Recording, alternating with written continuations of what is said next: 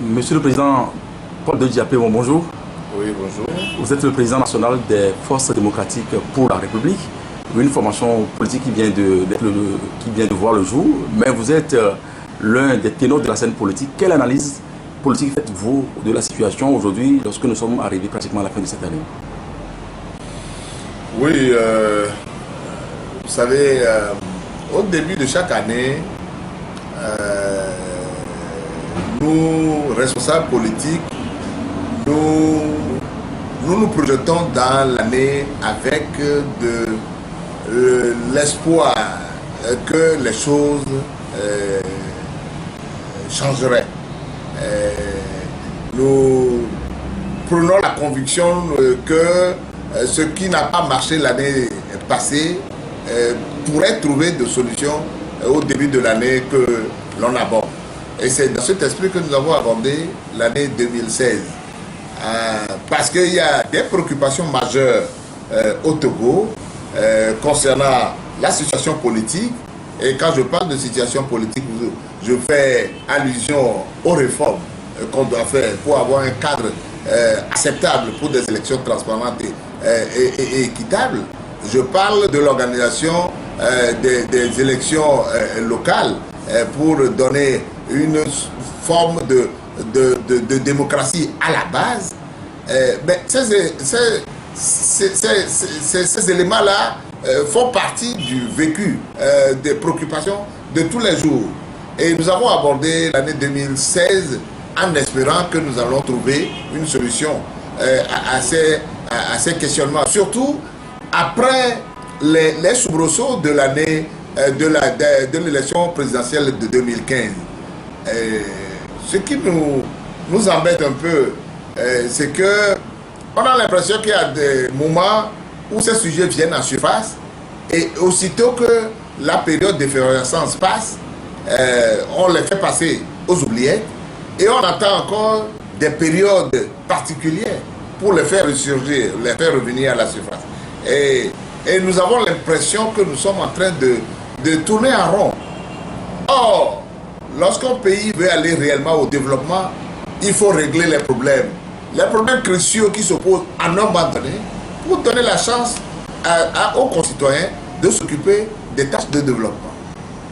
Au Togo, nous avons l'impression que ceux qui nous gouvernent poussent l'opposition à ne parler que de ça, à ne parler que des problèmes des réformes, à ne parler que des problèmes politiques. Parce que le climat politique aujourd'hui est totalement faisandé. Et nous avons donc abordé 2016 en croyant que finalement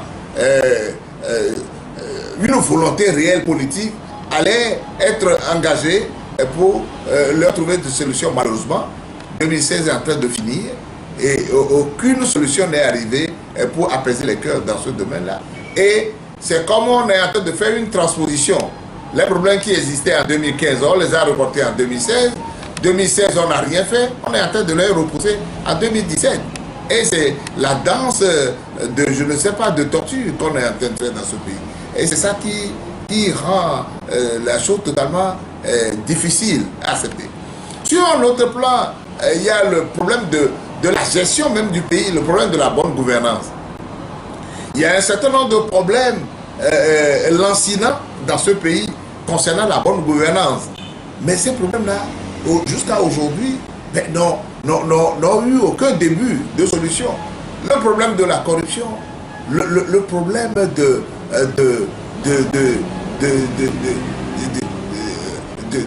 comment on dit ça, du vécu de tous les Togolais.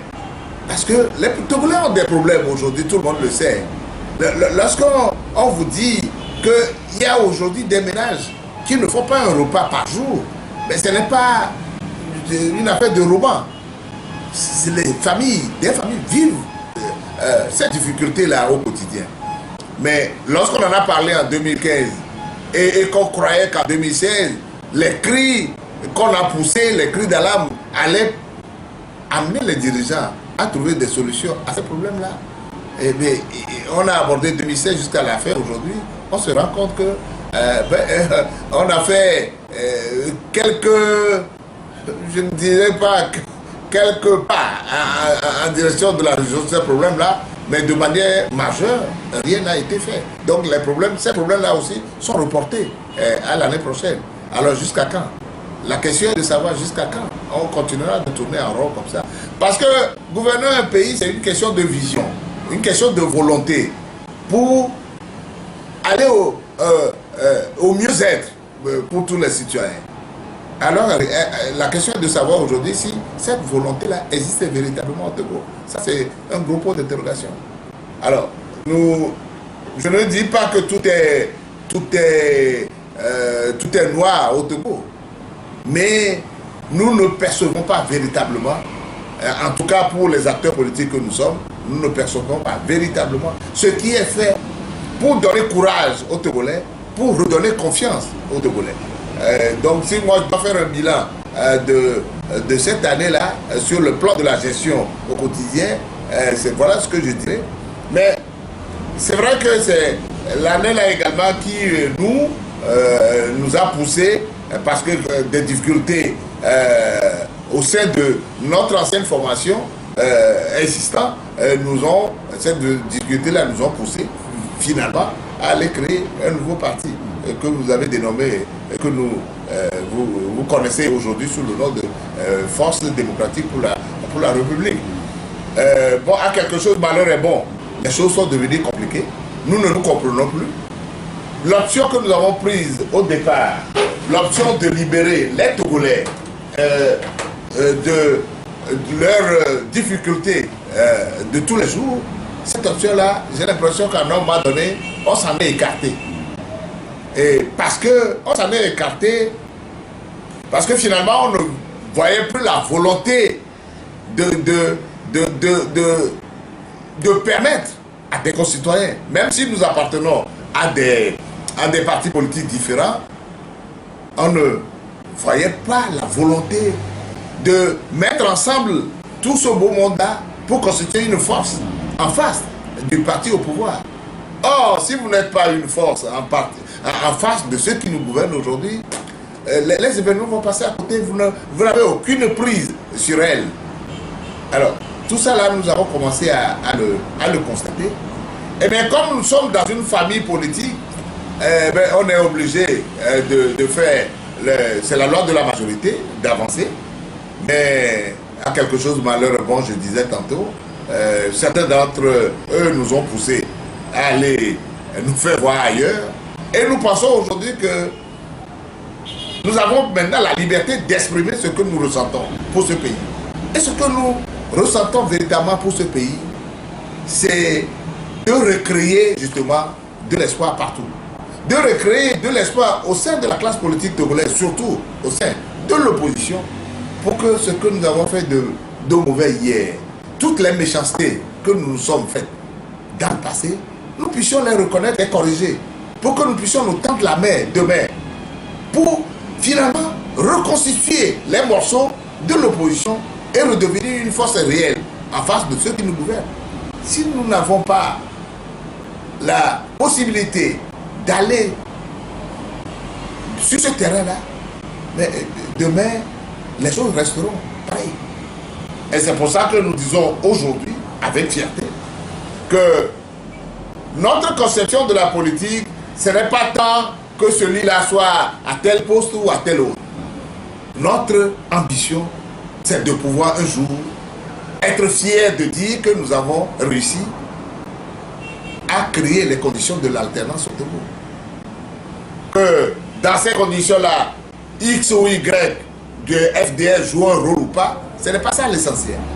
C'est le Togo qui doit être un Togo émergent demain. Et c'est au nom de cette émergence-là que nous disons que nous sommes prêts à tous les sacrifices pour que nous puissions recoller les morceaux au sein de l'opposition. Et avoir le courage de reconnaître que tout ce que nous avons fait hier n'était pas ce que nous devons faire. Et si chacun ne reconnaît pas ses erreurs, on ne grandirait pas. Parce que ce n'est que lorsqu'on reconnaît ses erreurs qu'on grandit. Et nous reconnaissons, les nôtres, que nous avons commis des erreurs. Et que les autres aussi doivent reconnaître qu'ils ont commis des erreurs. Et ce n'est que comme ça que nous pourrons nous tendre la main demain pour repartir à nouveau sur la conquête de ce qui nous est cher, c'est-à-dire l'alternance au Togo. En tout cas, nous l'espérons vivement. Et c'est dans cette démarche que nous sommes. Et nous sommes disposés à discuter, à aller vers les gens, à faire toutes les concessions possibles pour que nous puissions exister à nouveau en tant qu'opposition capable d'affronter les événements à venir.